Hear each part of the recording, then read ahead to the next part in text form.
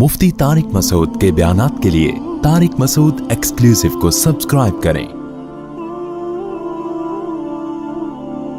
Tariq Masood exclusive.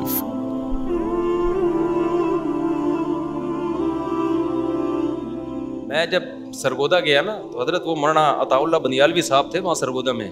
मेरी उम्र होगी उस वक्त 17-18 साल। उनके दरस कुरान में बैठता था मैं।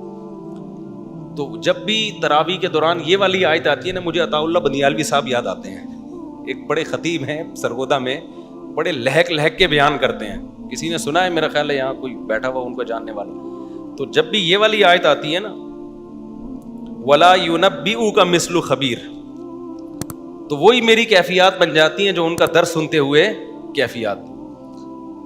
वो क्या है?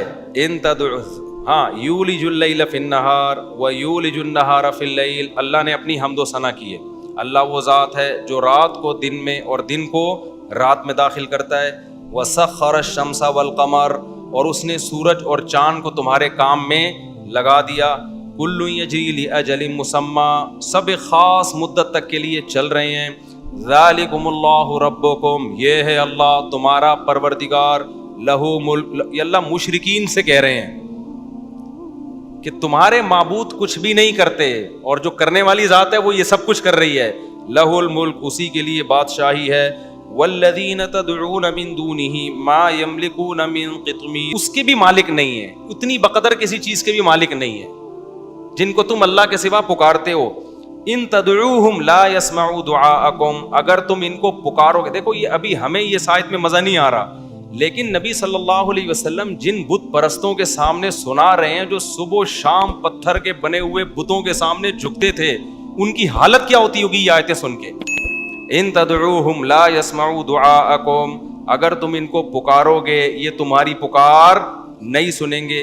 कल किसी ने मुझे बताया कि एक ईसाई, एक हिंदू खातून, वो जो मंदिर में इबादत करती थी ना, तो बेजार हो गई बुत परस्ती से कि हम क्यों इन बुतों के सामने झुक रहे हैं।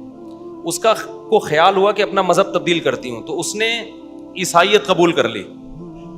ये उसका बयान मैं आपको बता रहा हूँ। जब ईसाइयत कबूल की है ना, तो जब चर्च में गई तो वहां भी उसको तस्वीरें नजर आई, हजरत मरियम की, हजरत ईसा की। तो उसने कहा भाई जो चीज मैं वहां छोड़कर आई हूँ यहाँ भी क्या मिल रहा है, वही मिल रही है। फिर वो गई मस्जिद, फिर उसको पता चला भाई मस्जिद में तस्वीरें नहीं है।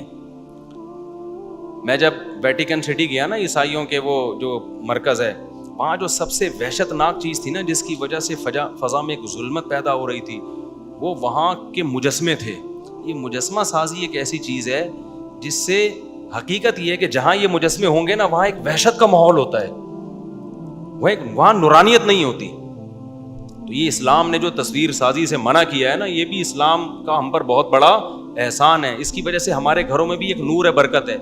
आप जाए ना किसी गैर मुस्लिम के घरों में बुत रखे हुए होंगे, दीवारों पे तस्वीरें बनी, इसकी अजीब सी वहशत होती है। ये घर में रूहानियत और नूरानियत नहीं होती इससे। तो अल्लाह ताला फरमाते हैं वयौमल क़ियामति ला यस्मऊ दुआअकुम, अगर तुम इनको पुकारोगे ये तुम्हारी दुआ नहीं सुनेंगे। वलौ समिअू मस्तजाबू लकुम, और अगर ये सुन भी लें तो तुम्हारी पुकार का जवाब नहीं देंगे। वयौमल क़ियामति यकफुरून बिशिरकिकुम, और क़यामत के दिन तुम्हारे शिर्क का इनकार भी करेंगे। अब अताउल्लाह बनियालवी साहब को जो जोश आता था ना, वो इस आयत पर वला युनब्बिउका मिस्लु खबीर, वैसे पढ़ते थे इसमें कि तुझे बाखबर से अच्छी कोई खबर नहीं दे सकता। तो आज वो जो उनकी बॉडी लैंग्वेज बनती थी ना, वो बड़ी जोशीली, कि अल्लाह ताला समझा समझा के ना आखिर में कहते हैं भाई जो खबीर जात है ना, खुदा, उस जैसी खबरें तुझे कोई नहीं देगा। तू हिंदुओं से पूछेगा वो रिपोर्ट चेंज कर देंगे, वो अपने बुतों के बारे में वो रिपोर्ट नहीं देंगे जो कौन दे रहा है, अल्लाह दे रहा है। तो किसी और से जाके पूछेगा, वो भी थोड़ा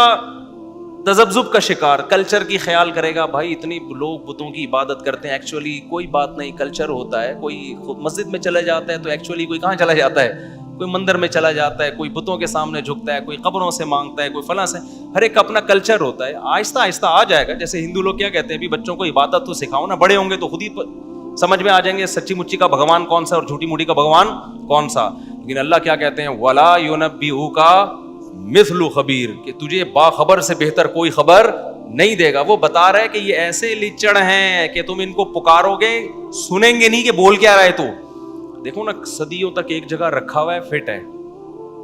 जब ये तालिबान ने बामियान के बुत गिराए ना, پوری دنیا میں احتجاج ہوا تھا کہ یہ بتوں کو کیوں گرایا جا رہا ہے. تو ہمارے حضرت مفتی رشید احمد صاحب نے ایک بیان کیا کہ بتوں کو جا کے بولو نا اپنے آپ کو بچاؤ. تم دنیا میں طالبان کو کیوں بول رہے ہو کہ نہ گرائیں؟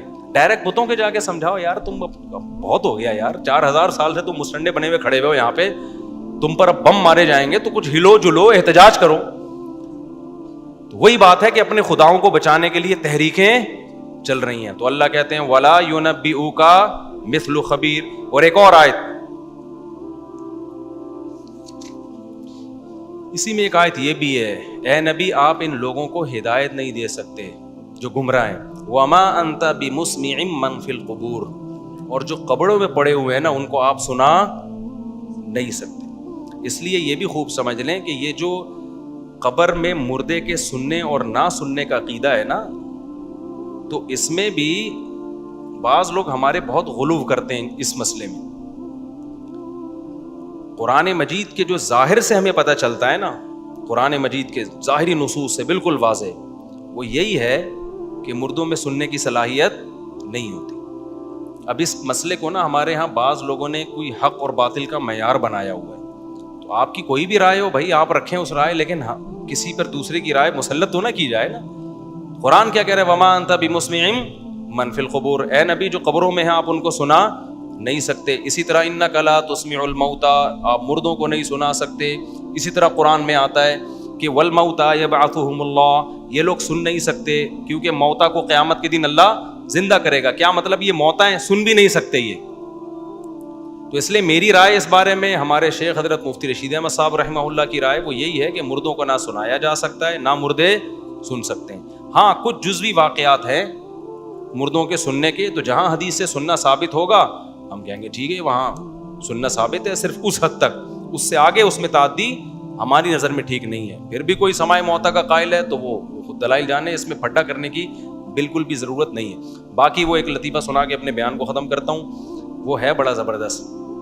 وہ ایک صاحب تھے نا, اچھا ہاں یہ جو ہے نا ہم جو قبروں کو کہتے ہیں السلام علیکم یا اہل القبور, تو یہ اپنے فائدے کے لیے کہتے ہیں تاکہ ہمیں عبرت حاصل ہو. باقی فرشتے پہنچا دیتے ہیں, فرشتوں کو کوئی ٹائم تھوڑی لگتا ہے سلام پہنچانے میں. ویسے بھی ایک کامن سینس کی بات ہے کہ جب زندہ تھا تو یہاں بیٹھ کے سنتا تھا, ادھر جا کے نہیں سن سکتا تھا.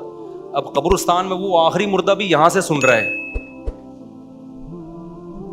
یعنی قبرستان میں آپ السلام علیکم یا اہل القبور تو سارے مردوں کو نا, تو یہ زندہ تو دیوار کے پیچھے نہیں سن پا رہا تھا, اور مردہ وہ 1 کلومیٹر دور سے بھی کیا کر رہا ہے.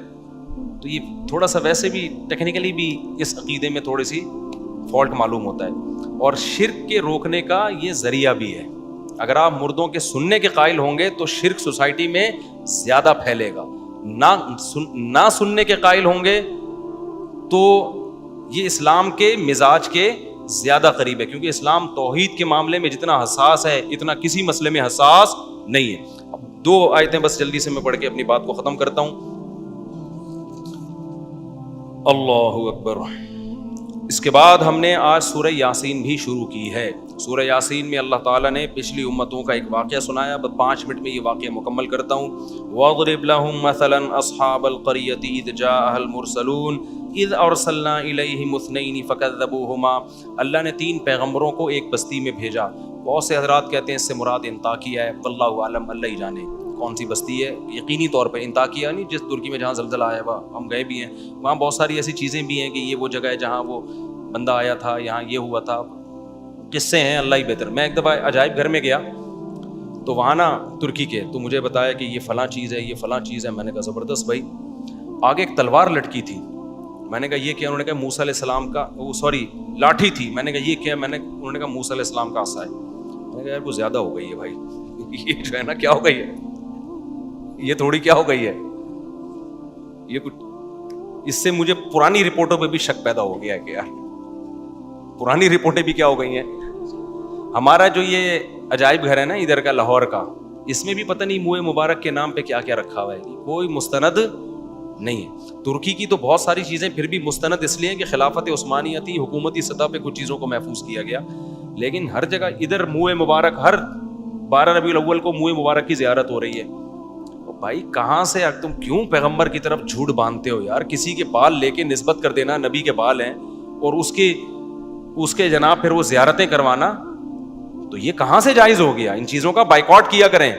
اور کمال کی بات یہ افسوس، کمال تو نہیں، افسوس یہ کہ چیزیں عربوں میں بھی آ رہی ہیں. دبئی میں پتہ نہیں کسی نے منہ، عرب تو ایسے نہیں تھے، عربوں نے بھی 12 ربیع الاول کی چھٹی کر دی ہے وہاں دبئی وغیرہ میں، حالانکہ عرب ایسے نہیں تھے. تو عربوں میں بھی یہ بدعتیں آہستہ آہستہ آنا شروع ہو گئی ہیں. تو کہیں بھی کوئی منہ مبارک کے نام پہ الو بنا رہا ہو، خدا کے غضب اور قہر سے اس کو ڈراؤ. کہ جیسے نبی پہ جھوٹ باندھنا، حدیث میں آتا ہے جس نے مجھ پہ جھوٹ باندھا وہ اپنا ٹھکانہ جہنم میں بنا لے. تو جھوٹ صرف قول کا نہیں ہوتا، کوئی چیز جو نبی کی نہیں ہے نبی کی طرف منسوب کر دینا یہ بھی کیا ہے؟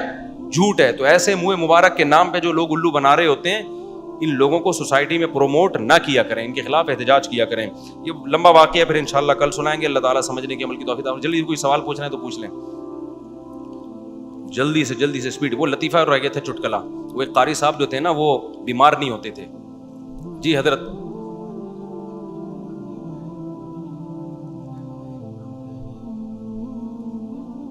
ہاں بہت اہم بات، میں انشاءاللہ انتظامیہ سے بات کرتا ہوں. صحیح کہا آپ نے بھائی. دیکھو وہ ایک قاری صاحب تھے نا، یہ قبرستان میں جب بھی میں مردوں کے سلام کی بات کرتا ہوں نا، السلام علیکم اہل القبور، مجھے وہ چٹکلا یاد آتا ہے. میں کراچی ایئرپورٹ پہ تھا تو وہ سیکیورٹی کا جو حضرت سب سے بڑا آفیسر ہے مجھ سے ملنے کے لیے آیا اور کہنے لگا میری ڈپریشن ختم ہو گئی آپ کا ایک لطیفہ سن کے. میں نے کہا کیا بھائی؟ تو وہ کہتا ہے وہ میں نے لطیفہ اس میں سنا ہے کہ قاری صاحب بیمار نہیں ہوتے تھے، بچے چاہتے تھے قاری صاحب چھٹی کریں، چھٹی کرتے نہیں تھے.